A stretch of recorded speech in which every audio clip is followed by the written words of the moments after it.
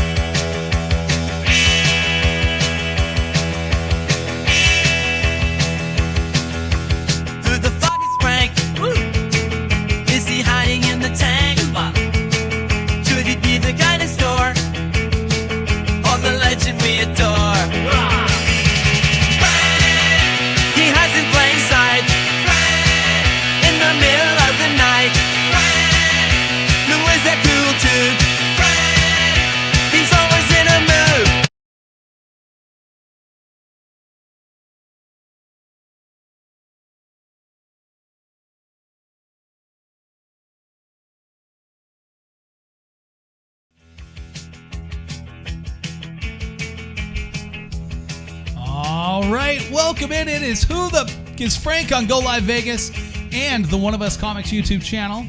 Also, you can find us on Spotify, so make sure you check us out each and every week right there. GoLiveVegas. Of course, if you need anything done, in the podcast world, any video production, any of that stuff, reach out to GoLiveVegas. They've got you taken care of. We appreciate you, GoLiveVegas, and hosting us each and every week. I don't ever talk nicely about Aaron, the producer, but we'll give him the first introduction this week.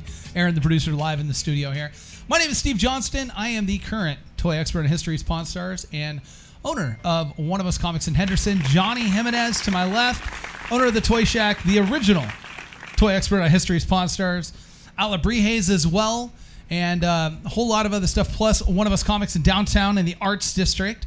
To my right, Mr. Brett Lawson, student of the game, the Gameday Huddle, and one of the stable, steady hosts on GoLiveVegas here. You'll find him all kinds of different projects.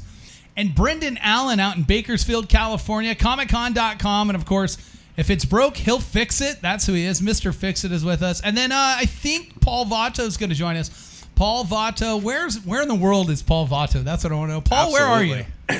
I'm in what I like to call the Hood, a.k.a. Chicago's Gold Coast. I'm writing a show all about it. I'm in what they call the Viagra Triangle. It's all Now, we were guessing where Paul was at. I said Budapest. Man, that's really close. I almost got it. I almost nailed it. Well, no, because last we heard he was still in Los Angeles, but I was looking out the window, and I don't recognize that building for anything. That's not an LA skyline. Is the world famous Waldorf Astoria. So he got a view of the Waldorf because he can't stay at the Waldorf. Right. He's been We're in the proximity of the Waldorf. Yeah. They will not let me anywhere near that place. So I'm like, you know what? I don't want to be anywhere they won't have me. The Norman's on strict orders to call the police on site. I feel like Paul is like trying to creep in the back door. You know what I mean? Like he's over there like wearing different disguises, trying to sneak into the Waldorf Astoria just to see if he can get in. He looks like the guys on the news, like undisclosed location. Like, you know what I'm saying? He definitely looks like protected in the witness program right now. Paul Vato, in a bunker somewhere. Yeah. AKA Ron. Yeah. Yeah. This is his new life, his new identity. Paul, you got 30 seconds to pitch it. Let's go. Delicious Saratoga water. Amazing. But more importantly, let's not forget the Parse rum that I've been pitching. You can now find it in Chicago as well at my buddy's place called My Buddies. And of course, the always popular Kama Susia. And what else am I pitching? That's about it. The one time you give him just carte blanche, he doesn't even mention the Parse rum. the Parse rum, and Voodoo coin. Just go to VoodooCoin.com. I need 500 unique holders in order for it to get verified. So I need, even if it's only $1, buy $1 with your phantom wallet, or DM me, and I'll send you 100 Voodoo coin. Just DM me, and you get it for free, I will send it, and that can start your journey into cryptocurrency. I am not a financial analyst. I'm not licensed, so I love giving financial advice. I also love giving medical advice. I don't have a license that can be taken away. So thank you, folks. I've been doing a lot of If you have something that needs to be examined, Paul will take a look, but don't trust what he says about it. That's 100%. I see that my coffee is ready. I have a built-in coffee maker. Right. So shout out to Wolf Products. Maybe they'll send me something. So I got to go grab my cup of coffee and turn on some lights so that you can actually see my beautiful face. This is definitely the longest 30 seconds of all time. I was going to say, that's a soliloquy. Johnny, what did you have going on this last weekend? What did you get into? Outside of it being hot, super hot in Vegas. yeah. Well, with the little one, we went and explored. We went to a couple water parks, and we bought some great collections. We had some good cars and stuff come in, and it was our AC went out in our building on Fremont, so that was tough. The whole entire building, we had no That's rough. air conditioning all weekend, so that was brutal. But outside of that, it was a fun weekend. Is that where you do like the bucket with like the dry ice and then like a fan behind it just to like try to make up we bought for one it? of those portable coolers, and it's weird because Neonopolis, our water comes from the D. I mean, our AC comes from the D. It's like chilled water or whatever, however it works. So it's pumped over. So it's, I don't know who thought of that or whose idea that was or whatever it was, but it's really screwed up. Someone had that done. Brendan, what did you get into this weekend? What did you have going on?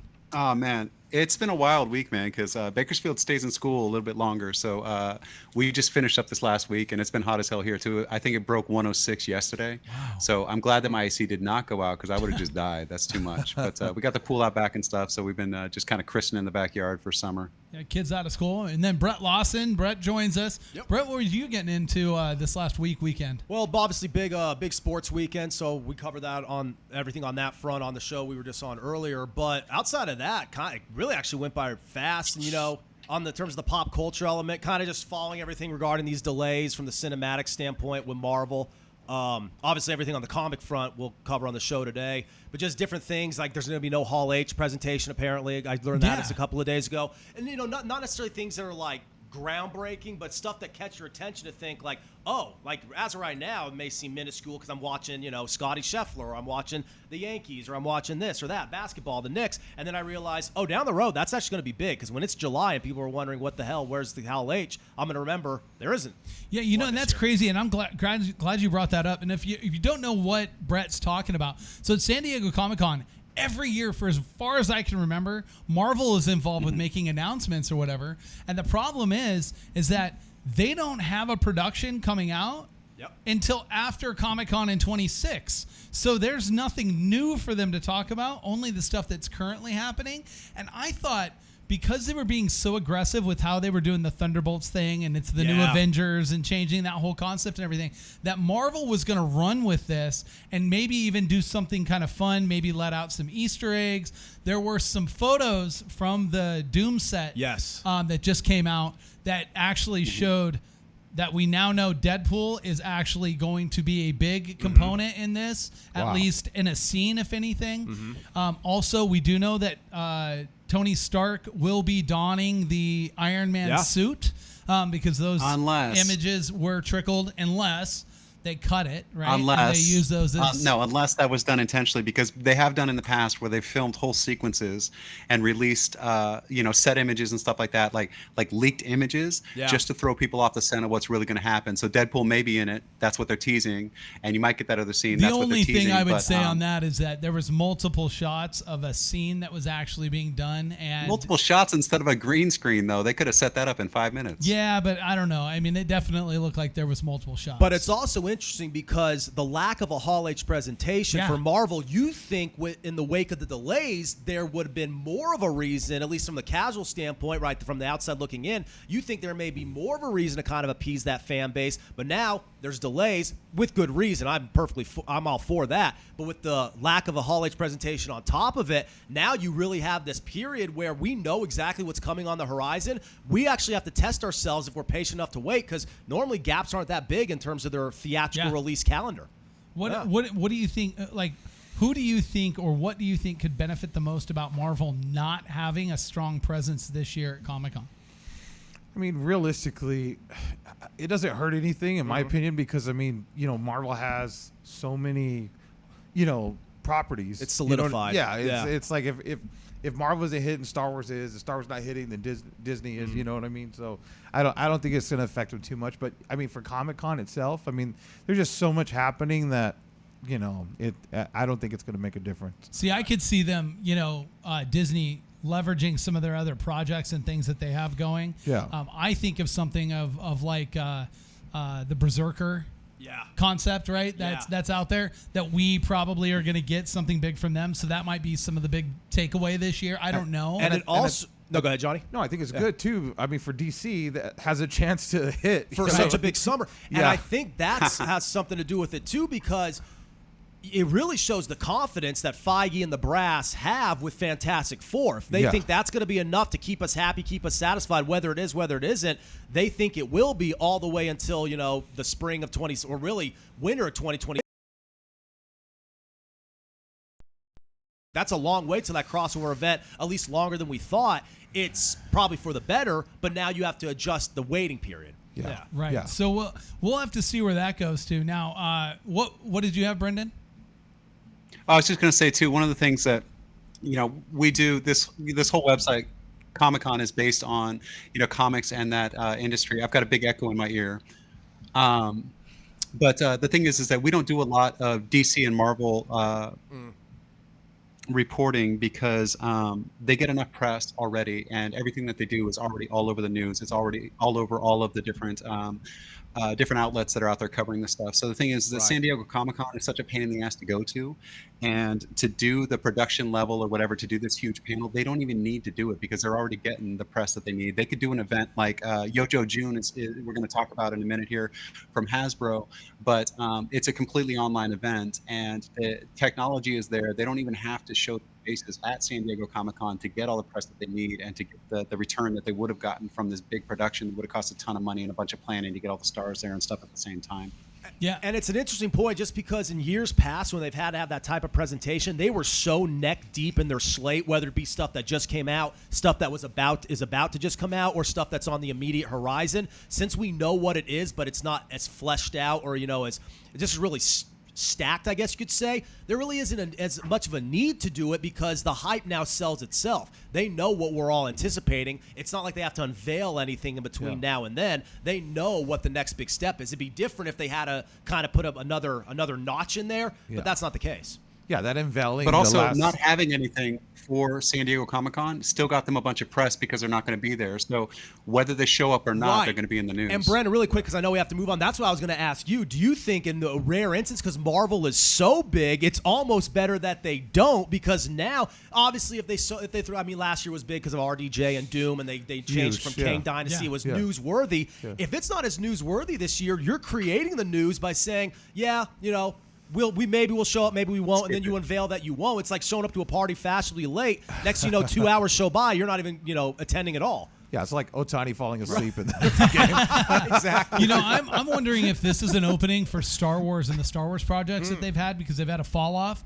And since that's a Disney thing, that maybe that they're going to pivot into that because that's how I would look at it. Yeah. And speaking of Disney, my weekend, Brody and I got to watch the new Lilo and Stitch, which I thought it was done very well. And I was a little skeptical on it because I was like, they're kind of like using that whole cartoonish to, real life concept, right? And everything. And it usually doesn't work particularly well for Disney. And it doesn't. And this movie felt, and it had fun, and it was different than what the cartoon was. And I thought that was big because it wasn't the exact same storyline, but it had the same characters. It still had the same feel. It still had some of that fun. But it wasn't identical. So it's not shot-for-shot remake. No. That's good to know because that was my big concern going in because I haven't seen it yet, and that's why I'm hesitant. And they created like really good like conversational things. And as an adult, I was as engaged into the adult conversation portion as they were with. And look, I thought they did that with In and Out. I thought that they gave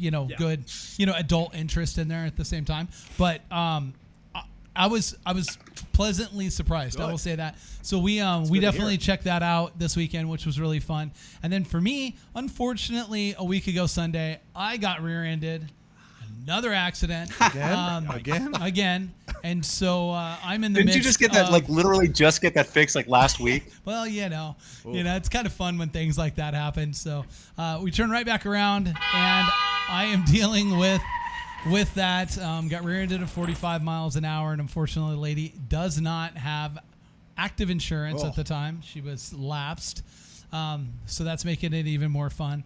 So treatment, x-rays, and a steady dose of treatment for the next month or so just to see where I'm at is going to be. So if you see me moving a little uncomfortably during this podcast, he's hindered. It is because my lower back is bothering me a little bit. And but I'm not going to complain about it. I'm not here for that. I'm here to talk about some fun stuff.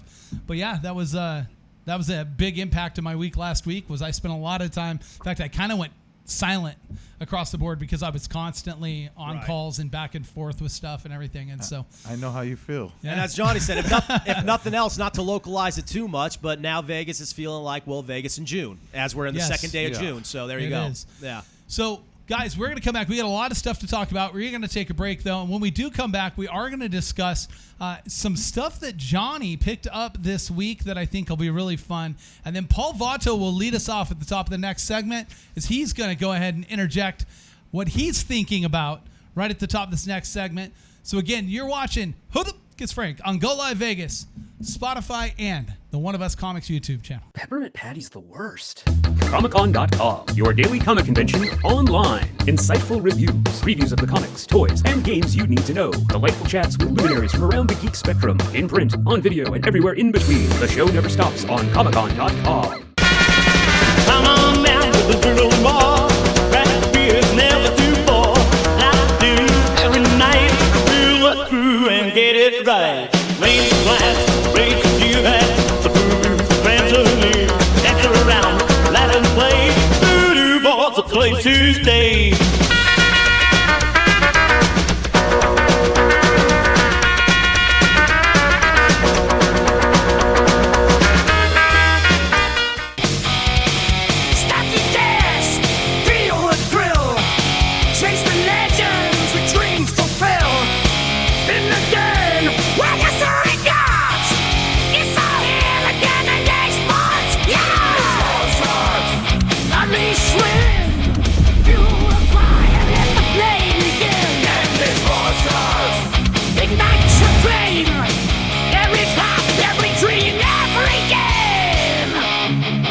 Vegas Studios, a unique multi-camera social media virtual content creators paradise. We offer high-end services using live streaming and film production for your personal or corporate, commercial or event and campaign needs. Pre-record or live stream to your audience on multiple social media platforms simultaneously. Fun and interactive with social media comments, phone lines, live remotes, audio Foley sounds, and Snapchat filters. Be creative, get recognized, and make money. We help you by providing an all in-house production team. Visit our website at GoLive.Vegas.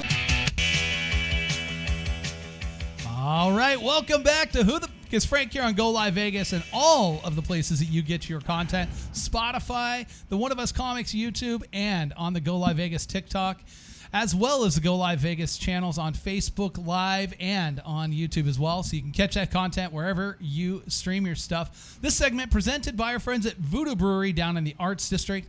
Make sure you stop by and check them out. This is a great time of year to go to a place like Voodoo. Awesome activities outdoors.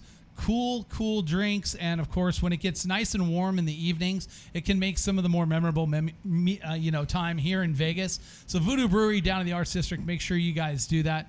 And now, Paul, you had something before we went to break that you wanted to have a conversation about. So, go ahead and share that with us. Yeah. On second thought, I was just going to mention that I too was rear-ended in Chicago, but that being said, very different situation. I just want to wish everyone a happy Pride is actually what I wanted to do. Pride is coming up. And a shout out to my cousin who just started a t-shirt company called Boardwalk Etiquette. So for those of you who visit Fire Island, etc., it's an excellent brand.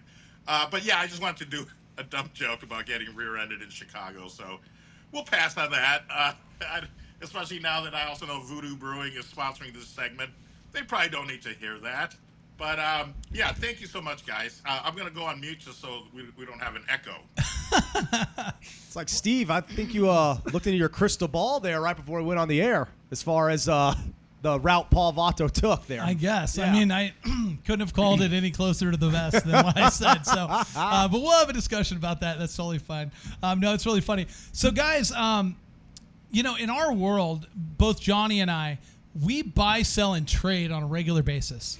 And it's funny because he and I will have, in the same world, we'll be getting different things for different reasons. Like there's stuff that comes to me that just doesn't normally, in like a huge amount comes to him. It's almost like we manifest it, right? And things happen. Like I never, ever get vintage, like die-cast collections in. I don't ever see them. I don't have guys calling me up saying, hey, I've got 500 vintage Redline Hot Wheels I want to sell. Johnny gets these calls. And this week, you got one of those that's for the ages, right? Oh, yeah. And it was kind of exciting because the guy's name was Kevin, and there's another guy, Kevin Redlines, that comes through a lot. And I thought it was just him, and it just so happened that they had the same name. But, yeah, the guy had a huge box of Redlines in the package. It was given to him by his uncle who had a gas station many years ago, late 60s, early 70s stuff. And it was great because he went to another toy store in another state, and the lady at that toy store said, you know what, this is out of my league. You need to go see this guy in Vegas. So the guy came to Vegas with his wife, and we made this amazing deal on these wonderful group of cars. Well, we have some images of this. So let's go ahead and show that, Aaron, because it's pretty cool. So to put into perspective so you understand, each one of these cases right here are 4 feet wide, and this is on about a full case and a half of those cases. All original carded vintage Redline Hot Wheels. And then to the left, you can see all of the loose ones. And I'll point out just immediately on viewpoint, and Johnny knows this as well as I do. If this was a picture that came across the board to us, we love all the carded stuff. But when we see the hot pink and we see the antifreeze up in the top of the loose cars right there, when you see those colors, that generally equals something fairly rare in that collection because those are rare colors. Yeah. Boys didn't want to play with pink cars and something that looks like a an expired banana, right? Like those two colors probably aren't the best. Baby diarrhea green. Baby diarrhea green. Yeah, these and it's crazy is how vibrant the colors were. And sometimes even though you see stuff in the package, it'll still tone and still have some issues. The colors still change in these cards even when they're sealed. But these were all really like pristine. Yeah, really nice. No toning whatsoever. No spotting. Even the bases were really nice and shiny like they should be. That's something that I think is unwritten about this. So like to bring you into the world of a Hot Wheels collector and especially a vintage collector, the 3 main things that they look at, and I'm not talking about rarity or like what card casting it is or whatever, they look at are the axles bent? They look at is there toning, and what toning is specifically is that little spots will develop in the paint. And it'll create discoloration where it almost looks like it's maybe white instead of brown or whatever it is, right? And then they look at the condition of chips and then the base. And on the base, I would say 80% of vintage Hot Wheels that come in, those bases they almost look corroded in a way, right? Yeah. They're very rough looking, and they shouldn't be. They were chrome. Yeah, those spoilers are super clean. That heavy Chevy and a lot of we had there's a handful. There's about like 40 cars in total. These are like I think a picture of like 25 or 30 here. But yeah, it was incredible collection. I think we already sold like 3 or 4 of them, and I've been getting a ton of calls and messages. So I think those will be up in the store. I'm thinking like by Tuesday. So I have those all priced and ready to go. And those are things just like 12-back Star Wars. Yeah. They don't last long. Nope. I don't care. There's a couple cars in there in the $1,000 to $1,500 range. That Charger, oh my God! The picture doesn't do it no justice, but dude, it just glows. It really, really glows. And when you get into this, and what Johnny's talking about there in particular, about how liquid, right? And in liquid is how quick you can sell this stuff, is that these collections don't air themselves like this. We're lucky if one comes in with a bent card and the blister's all beat up and the guy's like, my dad bought me 2 of these because it was my favorite car and I just never opened the second one and it kicked around my toy box for 15 years. Well, the thing is, like especially the muscle cars. Like if you're a little kid, those are the cars you're racing. The Charger against the Corvette against the Mustang, the heavy Chevy against the King Cuda. Like those are the cars you're racing. Those are cars that always beat to crap. So you open a box of Hot Wheels or a case of Hot Wheels, and those are the cars that are always chipped up and beat to crap or repainted. Because they're used so often. Yeah, because those are the ones you play with, and those are the ones that are worth so much. So, in this collection, it was a great find, and it just came in through the door. So, well, I think it's fair for us to pose. I think everyone here, at some point, Hot Wheels had an impact on your childhood. Oh, absolutely. At some level. As you guys were discussing, I was even thinking to myself while looking at the images, I don't know if there is a more universal, at least for a certain age, collector's item / toy than that. Because even action figures differentiate by the actual IP or, by the actual source material. You may like action figures, but you may not like Star Wars. You may like, more anime-related action figures, superhero-related action figures. Hot Wheels across the board, man, it has something for everybody. Yeah. I mean, for me, as an 80s kid, Real Riders and Stompers, like those were my two things, as a kid. And it was just, and I remember every single car. The reason my dad, it wasn't like we weren't spoiled as a kid. My dad was a garbage man, and so we'd get older stuff because he'd bring it to us from his route. But on top of that, we were 4 boys, so it was like unless we really did something good, then we'd go to the store and get something. And I also think depending on where you actually are as you collect them, it's an exposure in many ways. Like you are seeing vehicles that you may not see until years down the road. Like well into adulthood. And if it's vintage enough, who knows? You may never see it in the flesh. Yeah. So like that alone, even if you're holding it and don't really know the significance of it, you'll think to yourself, even if you have to go into your own cognition and think, You get some good pizza in you. Get yourself a little bit of the Uber Eats truck. I think he had deep that too. dish. All right, audio's back. What I Did missed. he just say the Uber's Eat truck is the favorite car of Paul Vato? Oh my god! And I thought it was the Schwann's delivery truck, but hey, Schwann's just went out of business. You guys see that? I did. Dude, I That's love why the I actually Schwann's mentioned truck. it. But yeah, it did. I did have a point before audio dropped out about just how prolific these cars are because, Johnny's brought up before, the entry point for Hot Wheels is like $1 still. Yeah. And so when you were talking about the exposure, Brett, of like people seeing these cars, like I couldn't, my dad wasn't going to drive me around in a Barracuda, but I could have one that I could play with and look at, and the stats were on the box. So you learn all about these cars and stuff that were so exotic. And yeah, the buy-in is $1. So even kids who didn't have a lot of money to spend, they're at the grocery store, they see it on the spinner peg rack or whatever, they could get in for that $1. And like you said, the exposure of a badass Barracuda and a 75 LED2 Corvette that you would never see in your garage, you were still playing with in your bedroom. I also think, at least for me, it's the first toy where the aesthetic actually mattered. I didn't just care how it would function as a plaything. Like, actually just having it and looking at it, even as a little kid, mattered. No other toy that was the case, but for Hot Wheels it was. Yeah, the deco and the wheels and everything, it all mattered to Hot Wheels. And I think, too, with a lot of the toys, you see a lot of the pre-war stuff kind of come down in value because a lot of that generation is gone. Yep.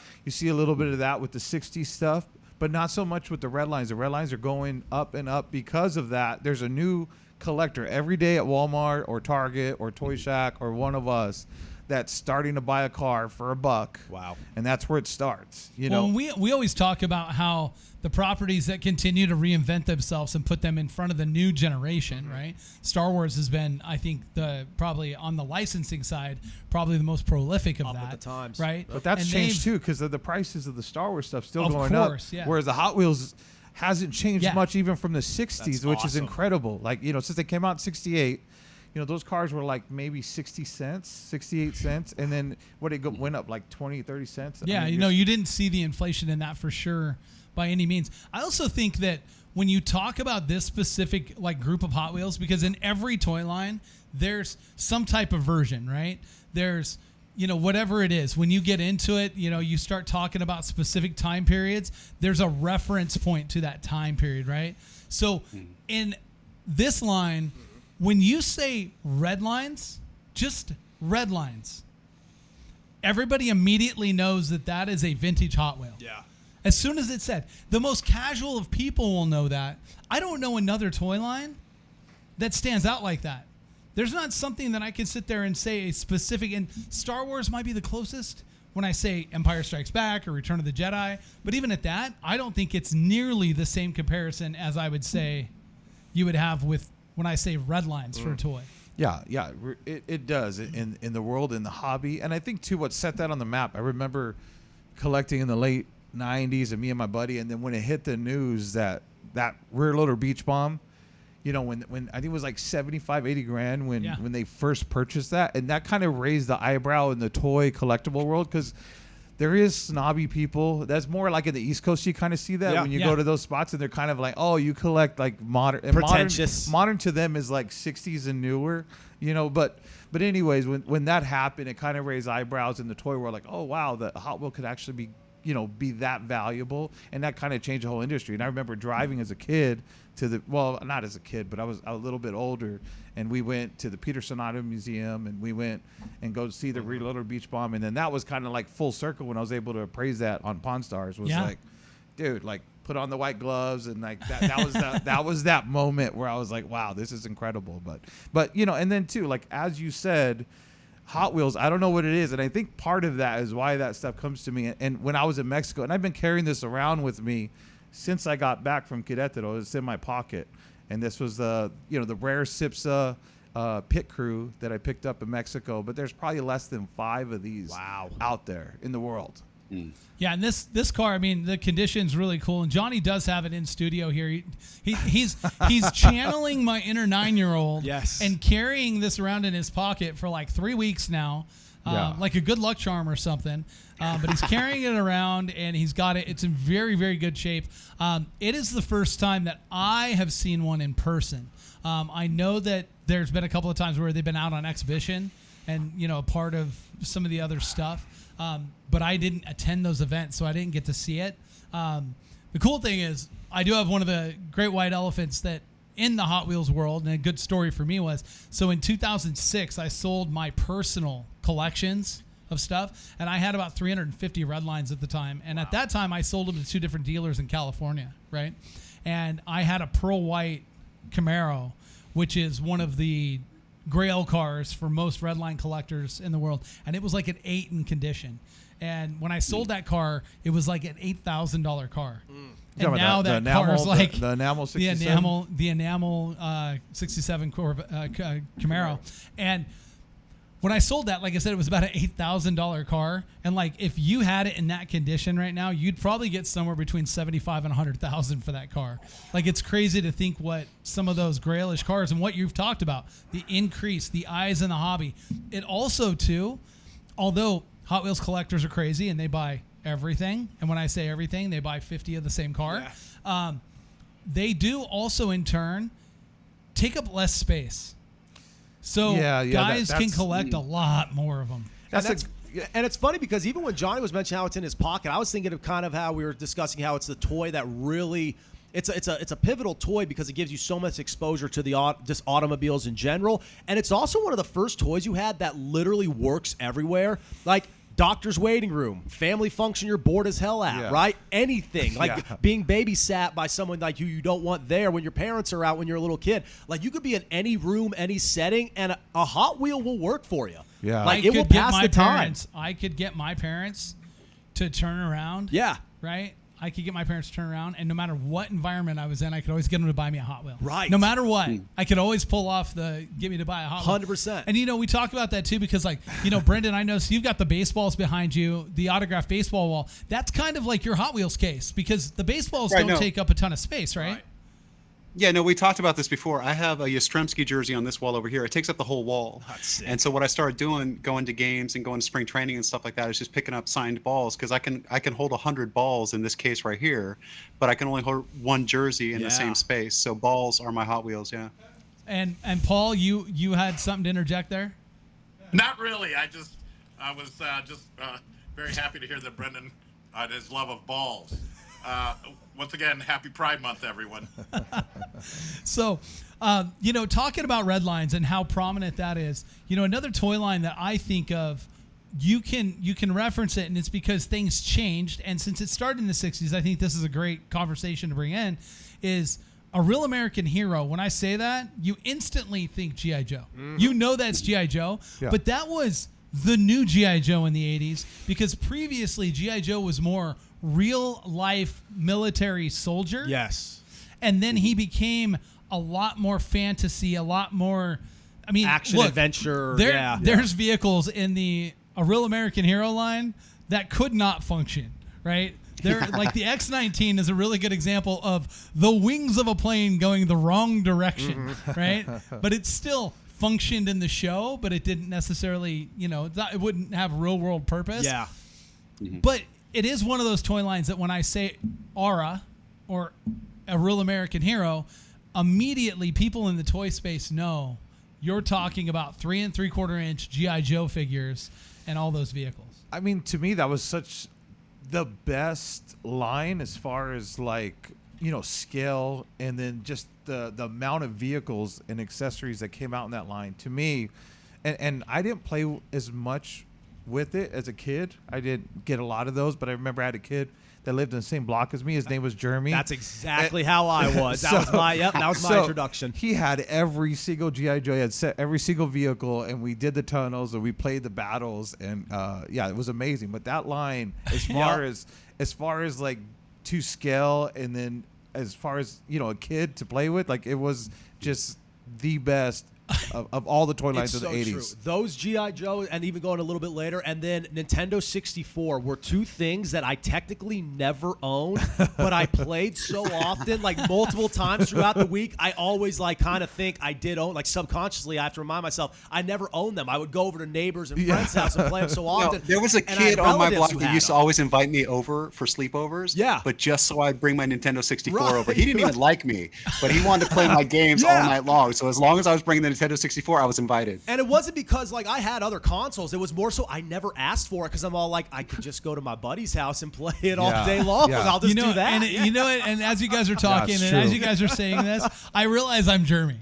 Right? Yeah. So I realize I'm had Jeremy. to come to your house. But right. because I know. I was a little hustler as a kid. I love it. Right? So I would always go out and I would do that, and then we hit yard sales. Yep. Right? Yeah. And I would always load up on yard sales. I remember this one particular yard sale, I got 90% of my Star Wars collection from, because it was everything, all the vehicles, multiple of everything, all this stuff. And I remember it was $50, and I remember it was pulling hair with my mom to get her to give me $50 so I could buy this, but she did, and I had everything. But I immediately became the guy in the area that had all the Star Wars toys. That's awesome. Whatever. So you see that happen. And now from Aura, right, because right now in the world of G.I. Joe Classifieds and the G.I. Joe line that they're putting out and the stuff they're doing, all of the reference material is going back to Aura. Everything is about Aura.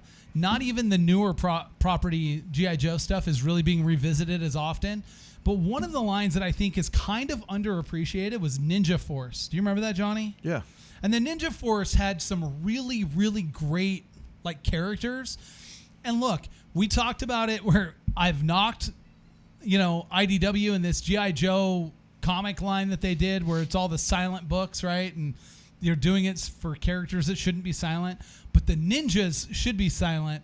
I feel like that was their intention to go. I think they deviated off a little bit. But now they made an announcement. Brendan, tell us about Yo Joe June and what they're doing. Well, they've been doing this for a while. So, this is the annual event that they're doing. And going back to what we were talking about with Marvel not showing up at San Diego Comic-Con, Hasbro has just figured they can just do this online every year and people are going to tune into it. So they teased the first figure is Budo. And they showed all the different hands and the different weapons and things for it. I have an image for that I sent over to Aaron. He can pop it up anytime now. But they're going to do a Yojo June fan stream on June 4th at 11 a.m. Eastern, 8 a.m. Pacific. And it's going to have reveals, deep dives, and, drops that they're going to be doing for the whole rest of this line, the classifieds. And so it's a really smart thing that they did is they teased it, they put it out on all those socials, and then they're doing a YouTube live stream to bring in all the fans, to show them all the new stuff that's coming up. This is the style of the figures. You can see they've got alternate armor and weapons and different things going on there. It's a cool style that they're doing. And it looks like they're going to be doing this with a bunch of the other ninja characters and stuff too. So this is kind of the format that they're doing. Instead of paying a bunch of money for travel and presentation and panel time and things like that at San Diego or the other big Comic-Cons, they're just doing their own thing on YouTube.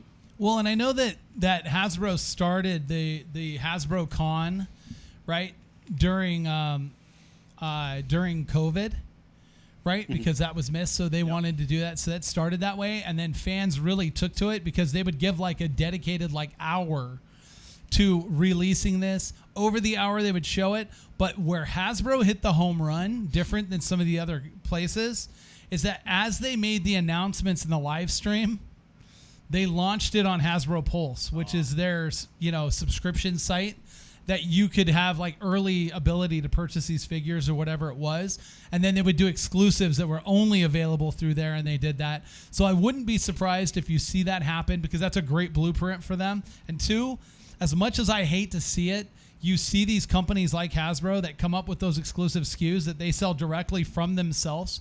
Like, we can't acquire them to, for a wholesale to sell them at retail.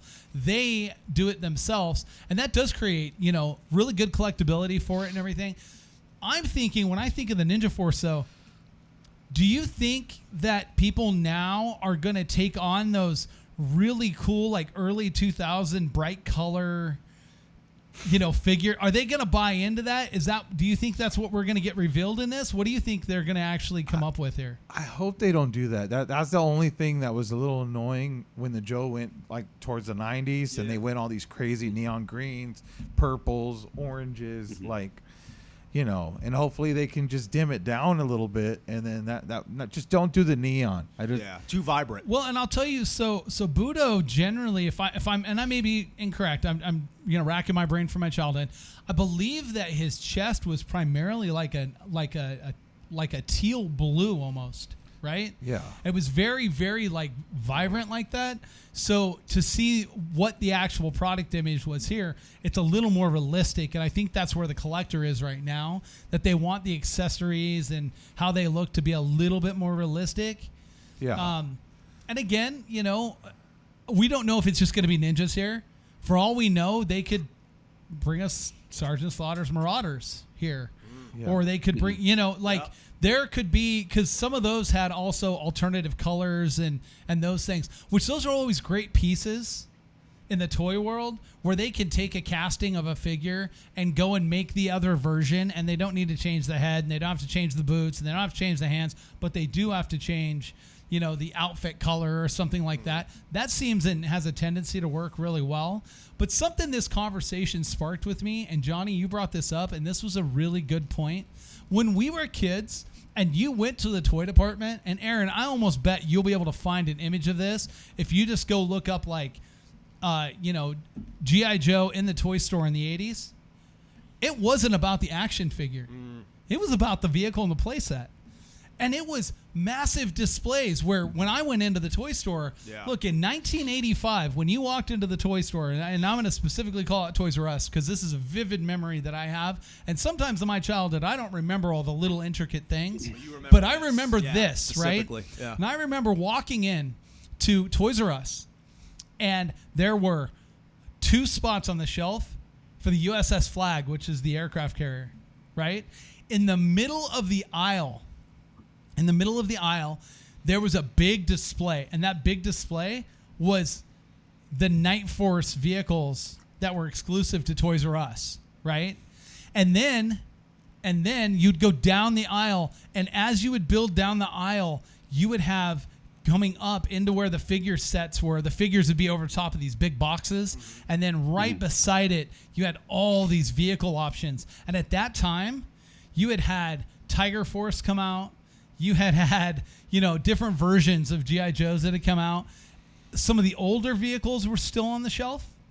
Some of the newer vehicles were on the shelf. Because you got to think, G.I. Joe came out in 82. And by 84, G.I. Joe had a massive array of G.I. Joe vehicles that were offered. Yeah, all the planes, everything was a sick line.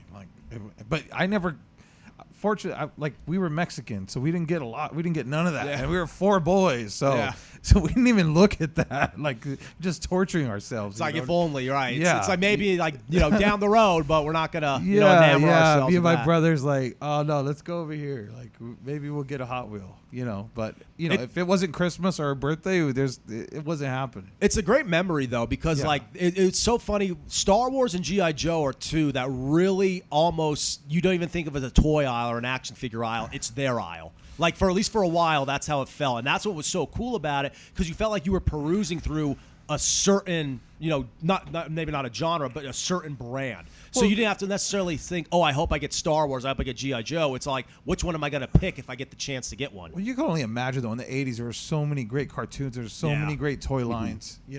Like Silverhawks, Thundercats. Right. I mean, there's every show that you watched on TV was an advertisement. He-Man, Masters of the Universe, everything. It was just unreal. But, and even going back now, I mean, I know certain things I would grab because we would know what to grab for the value wise, but dude, it even now you would have camped out at Sears if you went back now. Oh yeah, That's for the any only of those. place we would have sat for G.I. Joe is Sears or Toys R Us. Yeah, go to that catalog and order all that stuff. That would have been the hit. Because there's crazy vehicles and lines from, Sears that were Sears exclusives where they like recolored vehicles. And they were only available through Sears. And then on top of it, they weren't carried in most of the stores. They were only catalog only. Yeah. So it was like pulling teeth to get your parents to order from the catalog for you. And, again, this is a nostalgic run. And I love that Hasbro is doing this. Now, Brendan, on your research into this, did you really come across any information on the G.I. Joe line that kind of stood out to you that you're like, I didn't know that, or something that was kind of surprising to you from this? No, not necessarily. I mean, I'm used to the little 3.25 inch. So when they're doing these bigger ones, they don't really hit the same for me. I do like the collectability and the displayability and the posability with all the different articulations and stuff. But I'm really used to the, shoulders, elbows, and I think the wrist turned on the original ones. And to me, this is a great figure, but this doesn't really scream G.I. Joe because nostalgically, I'm looking for the little guy that I used to stick inside my remote control car and jump off of curbs and stuff. So it wasn't the wrist that twisted. It was actually the bicep. The bicep twisted. Oh, yeah. And then that was after the straight arms of the original, what was it, first 10, 12? First 12, I think, were straight arms. 10. First 10. So I'm thinking 12 is Star Wars. Tell you. So I understand why they're making these as collector's items and things like that. But as far as like the nostalgia thing for me, this is not something I would run out and buy. Budo's not a character that I would run out and be like, oh, I got to have every Budo they've ever made. And for this size or whatever, it just doesn't hit for me. But I can see where, as a collector, you might want something like this in your collection for display or something, because it would display well. Well, yeah, and I think on the 6-inch scaling, I think that's become the accepted hobbyist thing, and really that started with Hasbro with Marvel Legends, right? Yeah. And so with Marvel Legends, because Marvel Legends was another one that I think you could identify like the line based on the Build-A-Figure that came with it, right? That was another one I was going to say that like kind of triggered my mind. Mm-hmm. That if I say Fing Fang Foom to Johnny, he instantly goes, that's a really rare Marvel Legends line. I want all those figures. Yeah. Right? Give me Doc Samson. Give me give me Scar. Give me, because it was a Hulk line that Fing Fang Foom was in, because that's the way they would do the Marvel Legends line. The one thing I will knock Hasbro for here is I don't think that they've really listened to the collector on the G.I. Joe stuff enough. And the reason I say that is because there would be way more vehicles out, right? Yeah. Well, I mean, what they're starting to do now, which interests me a lot, kind of pulls me in, is a lot of the guys are 3D printing the vehicles to match that line. Like I seen a guy recently with a Night Raven that was probably like 3 feet, 4 feet, oh, maybe more than that. Maybe like 4 feet long. It would have to be pretty big. Yeah, to fit that figure. And it just, to me, that alone was like, oh, damn, now I need that, in my life. And that kind of draws me into the whole line that because you need the vehicles to match those, but they're just so enormous, and I hoping down the road that they'll dabble in that a little bit, because that would really help the line to start adding the vehicles to that. No, and I agree. And as you're saying that, I'm reading some of the show notes that were from Brendan on this, because again, Brendan does a lot of our research on the show, and I think we should give him the credit for what he does. He noted that while not announced by Hasbro, expect to see renders of Wetsuit, Flash, Cobra Night Viper released as well. And as soon as I see Wetsuit, I immediately think Devilfish. Like 100%. And that's the little orange boat. And I had like 20 of them as a kid. I literally did. Because every time I'd go to the store, it was like $4 to buy that boat. And so I'd buy another one and enough figures to load that up, and now I had 2, and then I had 3, constantly. In fact, I think my Cobra guys had Devilfish just because, I was like, oh, I'll put these guys. They stole a Devilfish, like whatever it is. So again, this is a nostalgic callback. This is definitely a fun thing. I do like that Hasbro is embracing the hobby community by introducing these. And I only think, and Brendan, you could probably, shed some light on this too. I think personally that if more manufacturers in the toy world got into these type of like fanfare arrangements to where they're bringing the personalities of their space in front of people, the designers, the people that are involved, I think that really could bode well for any of these companies moving forward. Have you seen that with anyone else really that's kind of doing something like that? Well, it's funny because the direct market is going up. I mean, with the internet, it's kind of like a bunch of fandoms are really just starting to embrace it. And so, with all the fanfare that goes into San Diego Comic-Con or New York Comic-Con or the big cons or whatever, within your own niche group, they've built up this event over their socials, and now everybody's going to tune in. So they've got their target market just locked, and they're releasing them immediately as soon as they announce them. You can buy them right from the site. So now, instead of manufacturer to distributor to toy store to consumer, you're cutting out 2 of those stages, so they get to either offer it at a lower price or to get more profit on it. It's direct shipped. There's a lot of benefits for the manufacturer, but there's also a lot of benefits for the consumer, because if you're buying it from Hasbro, it's real, it's authentic, that whatever they promise on the website is exactly what you're going to get. There is a big benefit to this. And then secondary market, I don't know what that does for you guys later, but I understand that like some of these figures you'd really like to have on your shelves today, but I can see where it benefits. Like I said, it benefits Hasbro, it benefits the consumer. And I don't know where you guys fit into that, unless they're going to be doing different versions of these same ones that have different cards or different colors or whatever on it at some point down the line. But I think that it's good for the fandom, it's good for the consumer, and I think ultimately with all the stuff that's up in the air about tariffs and things like that, it could be better for moving some of these pieces right now instead of dealing with who pays what through the 6 stages before it gets in the consumer's hands. And when they do those type projects, and Hasbro is known for that, where there's all the unlocked tiers for different things they've done. And don't get me wrong, they've done some vehicles, right? They did some HISS tanks. They've done, some other stuff that are scaled at the 6-inch scale. It's hard for them to do massive ton of these because they take up so much space. The toy store's changed, right? Like Lego inhabits 2 aisles. Yeah. And it takes up a ton of space. And then they try to strip everything down into 6-peg planograms and next toy item and next type item and next type item, because they can't figure out what is going to draw the interest of these kids back. Right. So they're trying to figure out what that is. I don't know. I mean, again, I think that this is done well. I think as keeping it as an adult collectible is kind of cool. I do wish that there were the supporting properties and ways for kids. Like, I was thinking about it, and actually I think this is a Paul Vato thing. Remember Create a Cobra? And you could create your own Cobra, right? So in '93 they had like a special Cobra soldier, right, that came out, and ultimately you could like name this character, and you would create all of his specs and all of the stuff, and you would mail in for it and you would send in for it. And it made me think, like, 1, I wonder what Paul Vato would have made his G.I. Joe figure, but 2, I want to know, why isn't that a concept that they revisit? Where it's like, hey, go out and clip the 6 proof of purchases from these boxes, mail it in along with this little card that's hanging on the shelf, and your money to be able to get this figure back. Like, that as a kid, I remember like running and pulling the little thing off the shelf, and or getting or it would come with another figure that you would get that little inserted piece of paperwork that would tell you, like get the Steel Brigade, right? Yeah. And then you would fill that out and you would send it in, and then 6 weeks later, 10 weeks later, you would get a figure that would show up to your house, and then it would have all the specs, everything you named. But Paul, what figure would you create if you could create your own G.I. Joe?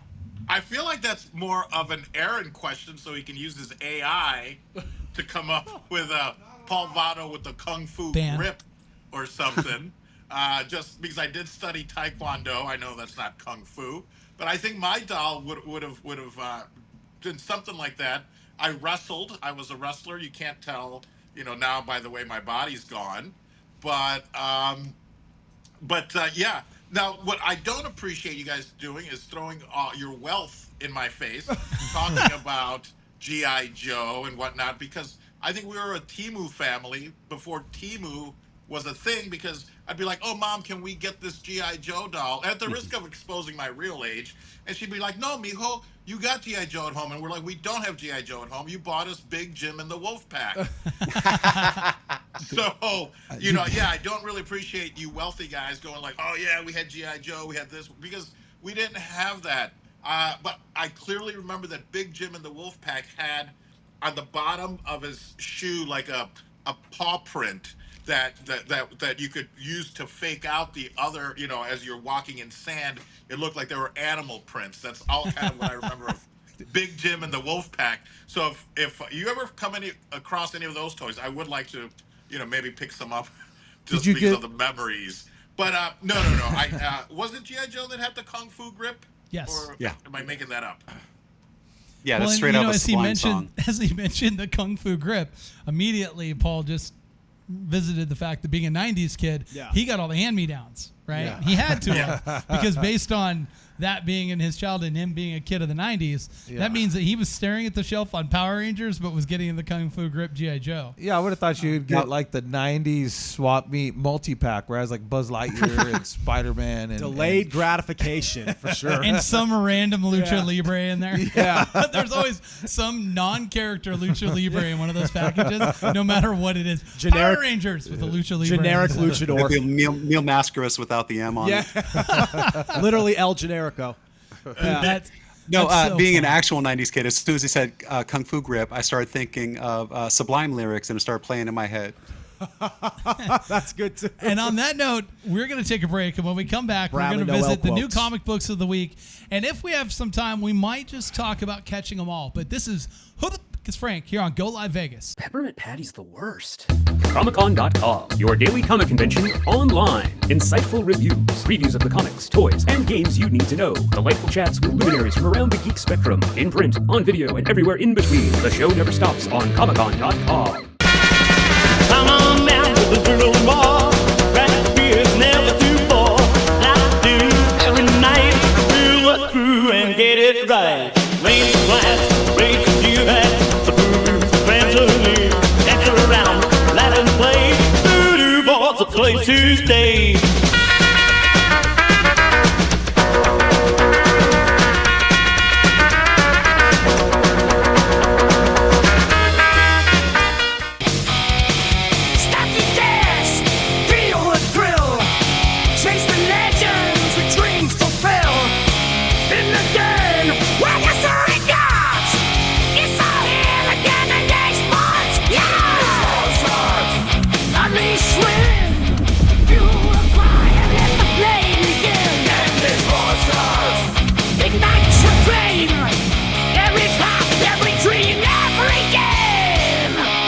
GoLiveVegas Studios, a unique multi-camera social media virtual content creators paradise. We offer high-end services using live streaming and film production for your personal or corporate, commercial or event and campaign needs. Pre-record or live stream to your audience on multiple social media platforms simultaneously. Fun and interactive with social media comments, phone lines, live remotes, audio Foley sounds, and Snapchat filters. Be creative, get recognized, and make money. We help you by providing an all in-house production team. Visit our website at GoLive.Vegas.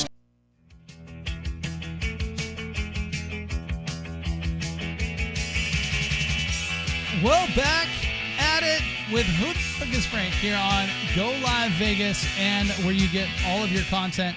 You can find us on Spotify. You can find us on TikTok. You can find us on Facebook Live. You can find us on the One of Us Comics YouTube channel as well. Each and every week, we have a new episode that comes up, unless we decide to take the week off or for some reason Brendan Allen just decides that he needs to not do an episode. We'll do that. Of course, everyone coming back from the break real quick. Apparently, every time we go to break, it's funny. Most people don't see the empty screen that occurs from Brendan. As soon as the commercial drops, he's gone. And we're in studio and see it. Yeah. And then all of a sudden, and today reappears. He came sprinting back. That was really funny. You know what? That didn't feel like a full commercial break because I'm usually able to get up and go to the bathroom and then come back in time, but that felt like it was shorter. Oh, it definitely was. In his head, I think he was just kind of putting it that way. But, in reality, I want to make sure that, that he knows that, no, he just didn't get back in time. That's one of the accountability for him is when he has to be accountable. That's when it becomes tough because then he starts to go, but, and, if those words start getting used in the sentence, and then that's where. So I can time it next time. I'm pretty quick at peeing. Yeah, I'm pretty good at it. I've been doing it for 47 years. Body clock. For sure. We'll have to do that for sure. Now we're going to be talking about some of the new comics coming up. We also have some information on some stuff coming up next week on the show, and we'll touch that right here at the end. But the new comics that are coming up this week, there's some interesting books. So some titles that I think are just more impactful for the. For the aesthetic of what is currently going on. We always see it like, look, we have Free Comic Book Day, we have Batman Day books, we have stuff like that. And this first book is actually being offered because of the month, right, Brendan? Yes, sir. So DC and Marvel, they do these Pride comics. DC's anthology comes out this week. It's DC Pride 2025 #1. This is the 5th year they've been doing this one. Basically, they get a bunch of their creators together that belong to the LGBTQIA community, and they make a bunch of stories. So this one says, when a 100-year-old queer speakeasy turned bar, turned restaurant, and community space in Gotham announces that it'll soon be closing its doors, generations of patrons come to pay their respects, including Alan Scott, the Green Lantern. After all, this is a place where he and his first love, Johnny Ladd, long ago carved their names into the basement wall before it all went to hell. So they've got stories in this one featuring The Question, Midnighter and Apollo, Harley Quinn, Green Lantern Joe Mullion, Bunker, Connor Hawke, and Blue Snowman. So whenever you have these, impactful on our, communities or whatever it is, I always think that these are important because sometimes they give voices in either a space or to characters that don't normally get it. Right. So I think that that's good. And then two, for reflect, like, look, I've been a big guy most of my life. I've been able to be like, hey, the Thing, Hulk, like whatever. So sometimes when you find reference material to a character that maybe like, means something to you or stands out. And I think that's the norm. Like, I think we want to find a character that resonates with our background, our upbringing, or even if it's some type of hardship we have to overcome, because that's what is made. Really, that's what I think is what has always made Marvel stand out in particular, and that's why it's good for DC to do this as well. Because DC's kind of always had the aura that they're almost, they're the heroes in DC operate at a frequency at a level higher than the everyday Joe, than the common man. Where Marvel, it's more like they're on the ground with us. But for DC now to kind of break that gap down and say, yeah, they may be viewed as these like mythological gods almost. They also go through the same type of things we go through. That's always kind of been Marvel's MO, but I like the fact that DC characters can tap into that as well. Well, my thing is I think it should be a new character versus make the characters like to make Superman, or Superman's son. Right. He's a homosexual. I mean, like I said, I support 100% the gay community. But you don't want it contrived. Yeah, I just don't want it to feel like it's a little forced or it's just thrown in there. You know what I mean? And I feel like, there should be gay superheroes, and they should stand alone on their own. And I think a lot of times, I'm not trying to speak for that community. I think a lot of times that does come off as offensive. That's why someone like a Bobby Drake, Iceman and the X-Men is so pivotal, because that's deeply rooted as far as his character's canon. If you're just taking a long-established character and throwing him in that, the intentions may be well, but the execution isn't there. Well, we've even had that, not even from this standpoint, but we've had it where, Thor became a female because we wanted to, make sure that we celebrated the women's voice, whatever it is, and you have that, and then it does happen, unfortunately, where you do have pushback in the community. The Green Lantern, though, Alan Scott is a new Lantern, right? That's not like taking a character that existed or making it a legacy character. That's another person taking up the ring. That seems like it makes sense to me in the universe that of all the Green Lanterns that get chosen, eventually there would be a gay one, right? I mean, right. But if you it's talk like about it's Hal Jordan or something, if you talk about the Lanterns, you mentioned Harley Quinn. And to me, I sit there and go, no, Harley Quinn's love interest is the Joker. It always has been. Yeah. But didn't they do a story with Harley and Poison Ivy though? Well, in the cartoon, that's what they go off of. In the new show that came out, that's on Max, that came out a few years ago. I don't know if it's rooted in the comics, but they actually, or at least currently, are running with that. I don't know if it's considered canon, quote unquote. But I think it's the new iteration of Harley Quinn, like right. Yeah. But they have approached that. Yes. Correct. Yeah. Yeah. So this next book, I'm pretty interested in this, but that's because I actually read a lot of the Guardians of the Galaxy stuff when I was a kid. Like I got into it for some reason. I don't know why. I always loved Star-Lord. I thought he was great. And this next book, Imperial #1, and right there on the cover, Nova's helmet. Oh, that's awesome. Nice. All right. So this one's they're soliciting groundbreaking developments for the Hulks, the Black Panthers, the Novas, the Guardians, the Cosmic Kings and Queens. So they're bringing in a bunch of the Marvel factions with this one. Jonathan Hickman, Federico Vicentini, and Ivan Coelho are working on this one. It says a sweeping Marvel cosmic event. Imperial is a story of intrigue, mysteries, and war, which takes place against the backdrop of the formation of a new galactic order in the Marvel universe. It features, like I said, the Hulks, the Black Panthers, the Novas, the Guardians, and Cosmic Kings and Queens. And they're saying this is the must-read book of the summer. We've never heard that before from Marvel, have we, boys? I think they feel like every week when they put out 7 #1s that you should be must-reading all of these books. I like this, but only because I'm really big on the Nova story arc. Yes, me too. Right? And the Nova Corps, and I don't think that and look, when we go into the MCU and the live action stuff, I don't think they gave the Nova Corps nearly the amount of love that they should have gotten.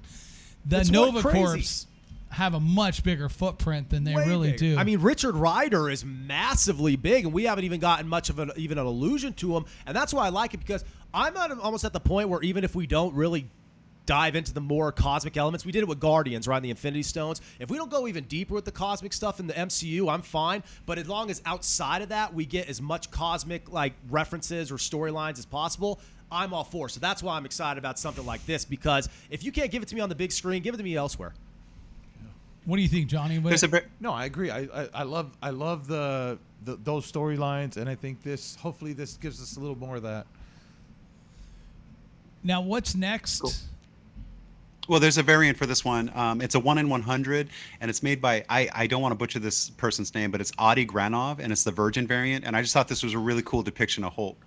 Oh, wow. I mean, whenever you get World War Hulk, that's so stoic. That is cool. I love that. With the crested There's helmet. a reason why this one's 1 of 100 incentive, right? Yeah, I mean, that makes a ton of sense. And it's funny. Sometimes they pick great covers for these incentives, and other times they bomb it. And I feel like lately on the incentives, they've been doing a much better job on a regular basis of hitting some of these more rare book versions and covers that really do, the art really does the justice to the rarity of the book. And this to me, it looks like a 1 in 100 variant. This looks like it should be a rare variant cover. So I think, well done, Marvel. I think that's great. And Marvel Knights is the next one, right? The World to Come. Right, Marvel Knights, World to Come #1. Can I ask a question? Yes. Yes, sir. So now I know what a Virgin cover is, which is great. And it's 1 out of 100. Does that mean that they're only making 1 out of 100? And how can people get these variants? So could you explain that just a little bit? So retailers, they put in their orders, and if there's variants that are 1 of 100, or 1 out of 25, they have to order in blocks of 100 to get one of those covers. So a lot of times what will happen is the retailer will take all the pre-orders and what they expect to sell. They'll get that 1 of 100 and they'll mark it up. So instead of the $3.99 for the sticker price, it'll be a $10 cover or $15 cover depending. So the 1 in 25 usually goes up double, triple, but that 1 of 100, I'd be surprised if that didn't sell for 4 or 5 times what the sticker price is. Yeah, and I would say in general that it's probably pretty fair to say a 1 in 100 will start at about $50. Yeah, and we'll kind of go up from there depending on what it is. Oh, amazing! No, thank you. Yeah, because it just seems like it's so rare, and obviously you have to, it incentivizes the retailer to order more. But if they want to get them, that's the cost. That's the cost. Well, they've started to do it too, where you have to order a certain number of a certain cover to be able to get some of certain incentives. Right, so it's not even like, because they might have 9 different variant covers that you can order, and your total of those 9 different could be 100 to get the 1 in 100. But now they've started to get like you have to order 100 of the A cover or whatever it is to be able to get to that incentive spot. Does make it a little more challenging on a smaller retailer. Just means sometimes you don't get to carry them unless you want to sit on 100 of the A cover. The world to come. Tell us about this, Brendan. Okay, so this is a 6-issue mini.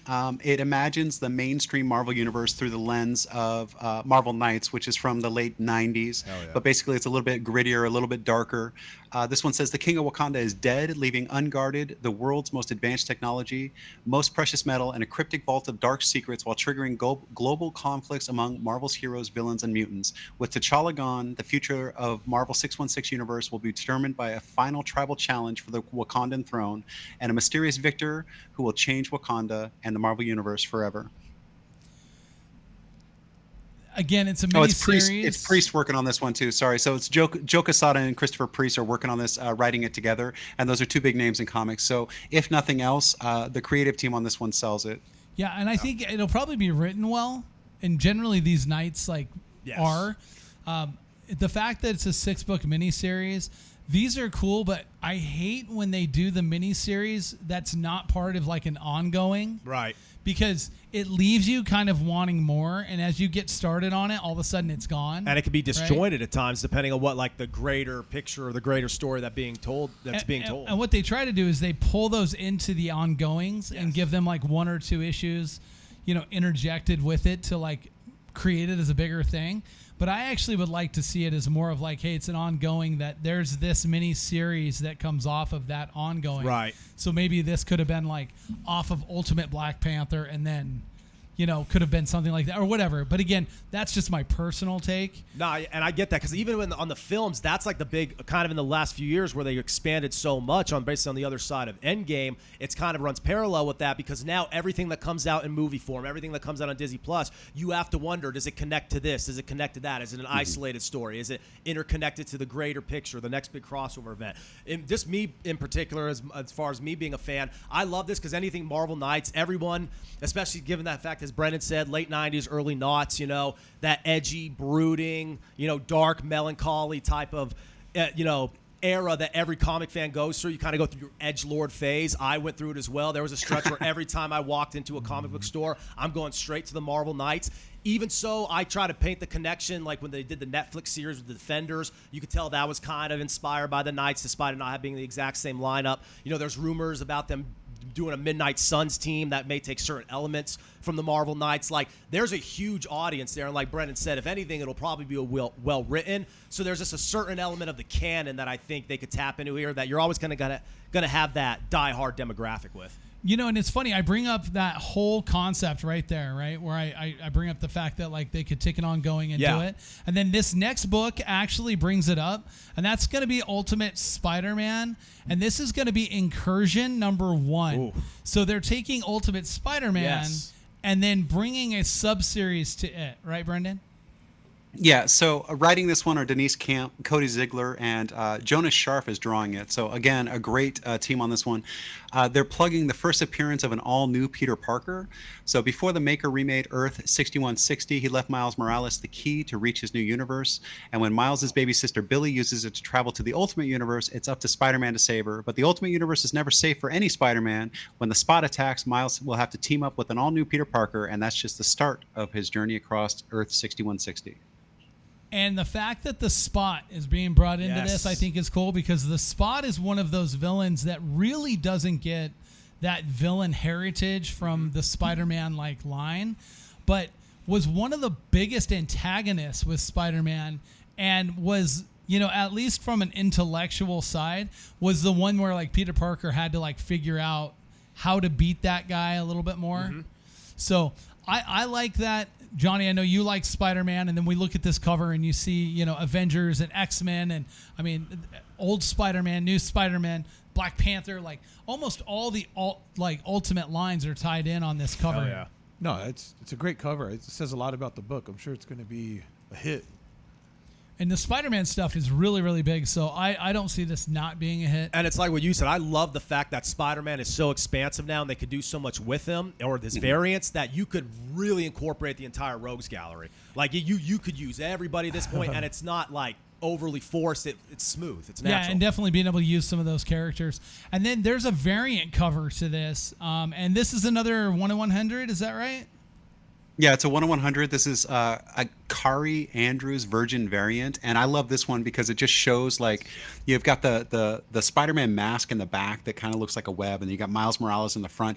And I really love it when on a current Spider-Man story they put Miles up in the front and they have the other characters backing him up because Miles is Spider-Man right now. So kind of bugs me every time they're like Miles Morales Spider-Man because he just is the main title. But Yeah, it goes I love without this cover saying. so much. Right. Yeah. Go ahead, Paul. You want to know who Miles Morales is? Is that the question?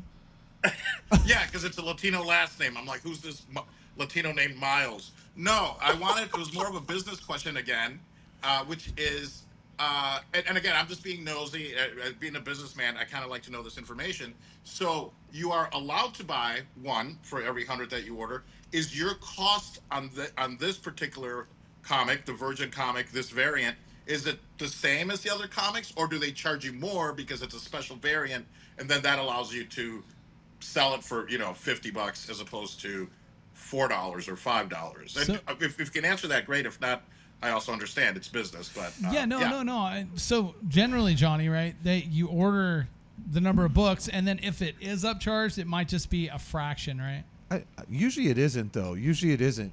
Usually, like for example, like a $5 book, we're paying like usually half or maybe a little bit over half wholesale, and then you're buying 100 books, but then when that 100 books you have the option to buy 4 of the 25, and then, you know, 2 of the 50, and then 1 of the 100. But then, you know, on that 100 books you're basically 300 and let's say $350 in that order. But the risk with that is if the book flops, now you're stuck with, you know, 80 to 100 books just to get the incentive. I think the one I pointed out in the store the other day was a line they did called Absolute Power, right? And it was like, and this was a little before like the guard of like completely you and I coming in and like taking over the new book ordering, you know, with the shop and kind of paying attention to it. And the guys had ordered for all the incentives. And the incentives are still sitting in the stores, right? Because the line bombed and just didn't do well. So you're forecasting that it's going to do well, and you're going to be able to sell those books to make up for what those were. And then you didn't. And then on top of it, those books are sitting in Exodus, you know, because they didn't sell well on the shelf. Or sitting in somebody's pull box too, because you were plugging it, and people don't ever come to pick it up.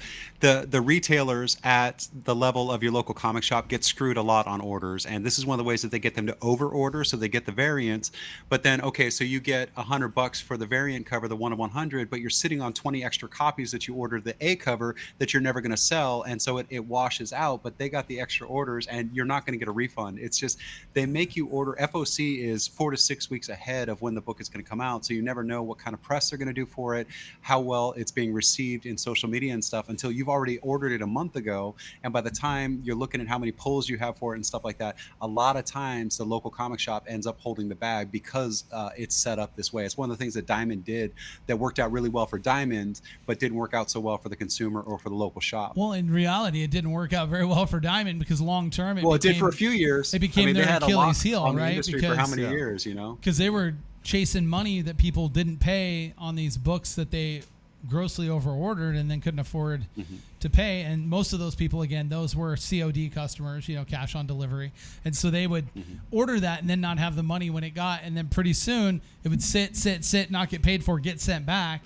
And now they're sitting with this over exodus of, you know, overproduced books that unfortunately that has happened to them. And that was, I would pinpoint that is at least part of their issues. I can't say that was everything that did that, but it was definitely part of their issues. And I think too, that's why when they did the blind bag concept for the comic book, you know, recently, it kind of it takes the risk a little bit off the shop owner, because now the customer wants to come in, and instead of them trying to buy that variant or trying to buy, you know, now they're going to take the risk. They might buy 5, 10, 15 books to get that hit. You know what I mean? And yeah, they're going to, you know, at the end of it, they might get lucky. They might get that one they're looking for, or then they have those 10 to 15 books themselves that they opened and you know, that maybe they hit, maybe they didn't. It's that golden ticket in the chocolate bar syndrome. Yeah. Exactly. Yeah. And again, I mean, the blind bag concept, I like that as long as it has some rarity factors to it, and there was some really good rarity factors to it, and I think that's important. It'll be interesting to see what these comic book producing, you know, publishers do in the future when it comes to this concept, because I do think that there's room in the space for it. It has to make sense. And what they did with Battle Beast was done pretty well, because even like one of the more easier variants to get out of those blind bags still holds a little bit of value, and that's they reprinted the original first appearance from Invincible of Battle Beast. So his first appearance, that's another one of the covers that you can chase. And it's the same cover, but it's a foil cover instead of the original regular cover. Because that book right now, like, is probably like a $300 cover, right? Yeah. That book is like a $300 book. So to be able to get it and at least like have a version in your collection that, you know, can hold the place or whatever, I think that's cool. And right now they're reselling, you know, anywhere from $12 to $22 for that cover, and I think it'll go up over time because, again, we see that a lot of time in the reprints. So I do like that concept. Now, something that hasn't had a problem being ongoing and doing really well is the Absolute line from DC, and this next one, Absolute Superman. And what is this, number 8? This is number 8, but it's a new story arc. I'm always intimidated when I go for any Superman title, Spider-Man title. There are thousands of them, so I always appreciate when people let me know that a story arc is coming out. So this one pops off a new story arc. It says Superman finds himself caught between the opposing forces of the nefarious Lazarus Corp and the mysterious Omega Men. But Kal-El just wants to be left alone in the only place on this planet where he's ever felt safe, a little place called Smallville. And bringing Smallville in, I think, look, that's going to hit a whole nother crowd. That hits a whole nother demographic of people, because there's a Superman that exists to people that started as the Smallville Superman, not, you know, our Christopher Reeve Superman, or even going back further, right? Because that's the Superman that started most of us. And there's some people who have even picked Superman back up since the run of Smallville. Right. Yeah. So to tie that in, I think is cool. Again, they're doing a great job with this Absolute line. Like, that is for sure a thing. Whatever story arcs that they're doing, how they're presenting it, how they're bringing the characters in, they keep hitting home run after home run. Yeah, every line that they've done with the Absolute has just been a home run for them. And I think, too, our customers, everybody just keeps coming in every day trying to see what's left, you know, from whatever we order. And then if it's looking at Superman specifically, obviously he's trendy right now. How much of a rub do you think that'll ultimately have when it comes to the 2025 picture as a whole? Well, yeah, that, and I think that storyline too. For me, I'm more excited about the Batman side of that, because that to me is like, that story to me hits, and you know, I'm hoping they do something down the road with that. Right. Yeah, and they've done great covers too, right, Brendan? I think you were just about to mention it, but they've done great Yeah, I covers. was just about to say. This We had said variant is earlier sick. that it might not be the A cover, the B cover, whatever. So this is a cover E, but it's the Virgin variant of cover E, and so it's a 1 of 50 Clayton Crane, and this one to me just embodies Superman so well. It's one of those things. I've heard Johnny say many times before that he has an image in his head of what a Superman cover should look like, and this really feels like it. And as soon as there it goes. Well, again, we were on Aaron, the producer, time there with that cover, but great explanation of it. I'm glad that he could, give that dramatic pause for you, that you didn't need to actually give it. I know Paul appreciates that whenever Aaron delivers the dramatic pause, right? So, well done. I think this is a great cover. And again, I think you hit it on the head when you said it's a Clayton Crane cover, because Clayton Crane has started to become one of the iconic cover artists of at least this current time period. And when he gets involved with a project like this that's hot, I can only imagine how well this will do. This is going to be a big cover. This is going to be a book that people are going to want. And the fact that it's not an incentive means that it is going to be available out there for people. So I think that's great.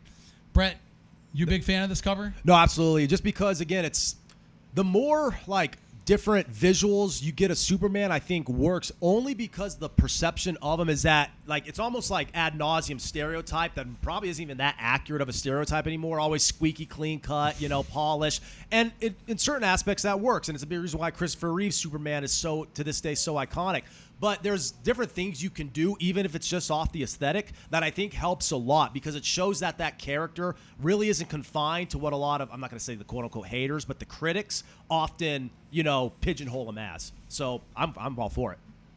Now, Johnny, I know that you love covers like this, especially the negative space covers and anything like that really, grabs that really bright color. And in the case with the cape here, it really jumps out. Is this a cover that you see that this would probably be something that most people are going to get signed and slabbed? No, definitely. This is something I'd pick up for my personal collection. I like the color. I love the suit. It says a lot with being so simple. And that's the thing, is that it is kind of simple, but at the same time, it's not. Right? Yeah. Which reminds me of being kind of simple, and that is Married with Children. No, it's a bad transition, but it's a good reason. That's such a weird segue. Now I'm thinking Al Bundy. Is because if you didn't know this, and I just want to point this out, if you can go back and watch the last 3 minutes, right, of this, 3 or 4 minutes of this podcast, anytime Paul Vato has been on the screen, he's now going, is it my turn? Is it my turn? Is it my turn? Is it my turn?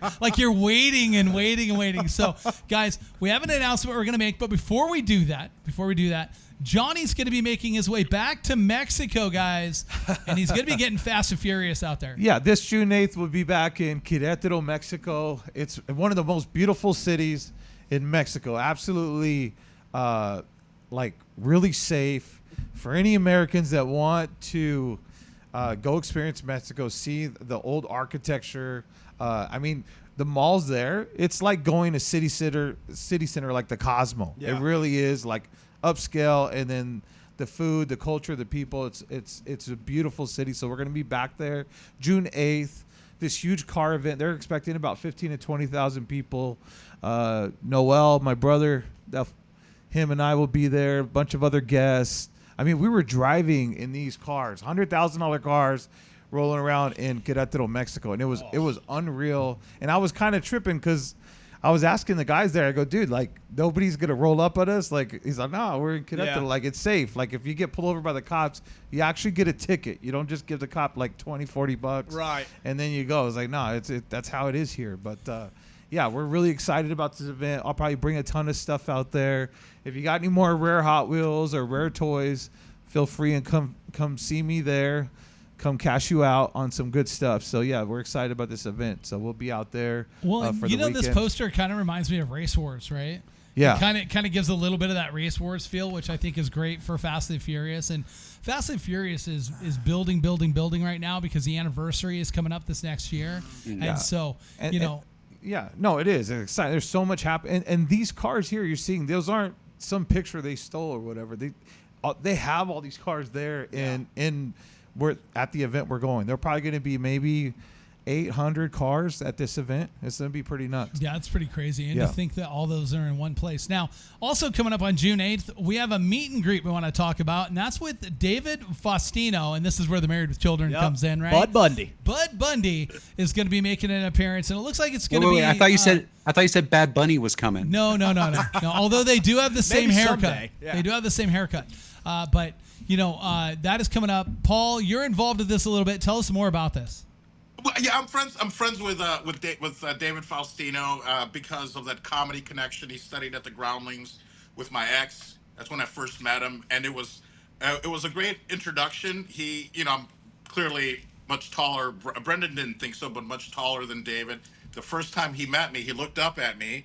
Then he looked at my ex, and he goes, "Oh, you like them big effers." So he and I kind of became fast friends. And he wanted to do the show today, but maybe he'll come in next week and talk about the meet and greet, which is happening on Sunday. So they debuted a Funko Pop doll. I'm sorry, is it a figure? I don't. What do I call it? Designer vinyl. Yeah. So he's got a Funko Pop doll. A Funko Pop that he'll be autographing and stuff like that, and it's at it's a organization Pocos Pero Locos. It's in East Los Angeles. So if you want to meet David Faustino, Bud Bundy, Grandmaster B, make your way to 4500 East Cesar Chavez Drive, where he'll be there on Sunday, and then hopefully Monday he can come on next Monday, or the show will be on Tuesday. That you can, and he'll come by and say hello. But he really appreciates us letting people know that you can come meet him. And he's a great guy. He's hilarious. He's funny. He's everything, Bud Bundy and more. I remember watching him and never thinking in a million years that I'd get to meet somebody like him. So if you guys could support, that would be amazing. I think what could be really fun here with him too, and don't tell him this, but I think that what would be a really great thing for us to do, because one of my favorite things going back and watching those sitcoms from the late 80s and early 90s was that they started to try to time period their rooms and stuff. Yeah. So there was always really fun toys. I remember posters on the wall. There's double XL in the background in a Fresh Prince of Bel-Air episode, right? And stuff like that where the toy placement got in there or whatever. So it'd almost be fun to maybe ask him what was something that was really fun that they put on set that you as a kid, because look, he was a kid then, that you really were oh my gosh, I can't believe we have that in my room. I need Was that. he a kid on the show? I kind of always felt like he was 25 years old playing a 14-year-old. No. He started when he was 13. Yeah, he was a Married kid. with children. But he just had one of those looks, right? He looked like an adult head on a child's body. Once you got past season 2 or 3, absolutely. Early on, he actually looks young. Him and Christina Applegate actually look like kids. And then once you get to the 3rd season, it's Christina Applegate? Yeah, they're not. Yeah, right. There you go. That is the question, Brendan. That's the question. Yeah. And then coming up in September, we have PokeCon Las Vegas. And we didn't get to the Pokemon this episode too much, but what I will tell you is that Pokemon is alive and thriving. And if you're not collecting and trying to catch them all, you're not trying hard enough. As everybody from the sports card, the shoe world, you name it, has gotten involved. But it will be September 20th and 21st at the Ahern here near the corner of Sahara and Las Vegas Boulevard. And we do have Jay Godey and Michelle Knotts, both announced voice actors from Pokemon representing. And you can see Michelle's credits are amazing. And then Michael Barnard will be joining us. He is a garbage pail and 80s, really probably one of the better 80s artists out there in producing art for the 80s stuff. And he'll be creating a custom exclusive Pokemon style card that you'll be able to get in the VIP package. Look, single day admission, just $10. 2 days, $30 for the VIP. Early entry, get a special badge and lanyard and a whole bunch more. Go to PokeCon LV, get your information there, and get your tickets. Also, vendor space is available as well, so make sure you guys do that. I know we're looking forward to it. It will be a lot of fun. And then just to not miss something that's happening in our backyard, we're 2 weeks out from the Las Vegas Card Show. Las Vegas Card Show will be occurring here in Las Vegas as well, so you can check them out. That's another event that'll be coming up. And Amazing Las Vegas Comic-Con is coming up as well here in Vegas. I know that the stores are going to have some free tickets. We talked to Jimmy J, the producer there. He's going to be sending out some stuff to the stores for us, so you have a chance to be able to win some tickets there. And I think we'll probably give some away through the podcast here as well, because there's some incredible creators for that. We'll talk more about Amazing Las Vegas next week, but we will have that coming up. And then finally today, I just want to mention that Frank sent me a message, and I'm going to get into it. It's pretty long, so I'm going to shorten it up just a little bit today. He had a lot to say here turning the page of June, and we are going to start with, we often push ourselves to the limit, thinking that our success is the only measure of our progress. But in reality, it's the harmony between all aspects of our lives that truly define success. We are investing in ourselves, not just financially, but in our relationships, our well-being, and our resilience. The struggle we face today will pay off tomorrow in ways that you can't always predict. But it'll be worth it. It's not just about getting to the finish line. It's about who we become along the way. The sacrifices we make are building the strength, wisdom, and character that will carry us through the toughest moments. Wait. Who the fuck is Frank? Did it blow it this time?